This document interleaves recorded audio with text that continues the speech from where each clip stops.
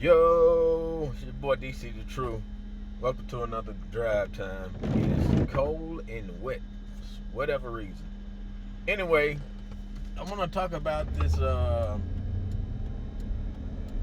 got an email from Microsoft. I'm assuming they send this email to all their customers or whatever, where they was basically asking I guess the customers, how do they feel about PlayStation's 5? They didn't say PlayStation 5 by name, but they said, how do you feel about PlayStation's controller feedback? As we know, are those Xbox fans that don't really know about the PlayStation 5 controller, which I'm pretty sure everybody knows about. I mean, it's what it is, PlayStation 5 Dualsense controller has a different type of haptic feedback in games that I don't know how I can describe it. Now, the little time I had the PS5, I played Astro's Playroom and some on Spider-Man Miles Morales.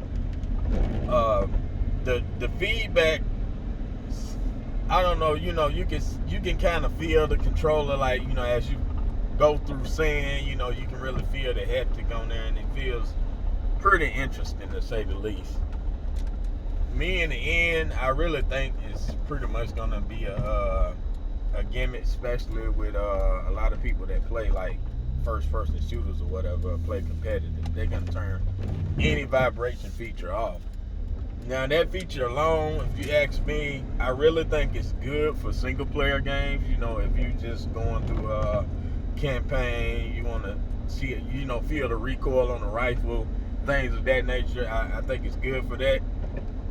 But the fact that Microsoft won't, I believe they're trying to implement this into a new update of a controller. That's what I believe, because they asked the customers, do they really want that feature? I don't really know the voting results. How Xbox fans, felt about that. Did they really want that feature in, their Xbox controllers? I mean, hell, I guess it couldn't hurt anything to have that different kind of haptic feedback with the controller or whatever. I mean, I think it was a smart idea for Sony to implement that. Like I say, especially with single-player games. It is interesting. I mean, I wouldn't use that if I played online, just to be honest. I'm the type, a lot of times, especially, if I'm playing card games, I'm going to turn it off. I think it may be a little helpful, even in 2K. A lot of games are not really implementing that. That's just going to come down to devs. And, the way I see it, especially like with online gameplay and all that, I don't think they're really going to implement that like they say they are. Single player, I'm all for it. Even if Xbox do it, I'm all for it. Like, games like, Halo or something like that. I mean, on the single player mode, all that, I think it's a great feature to have. But me, multiplayer, not so much. If you playing competitive, I think will be a big hindrance. I used to think people was crazy for turning off the vibration in first-person shooter games like Call of Duty, until I tried it myself. I'm like, oh, damn, shit. It's helping me move through some of these guys like butter.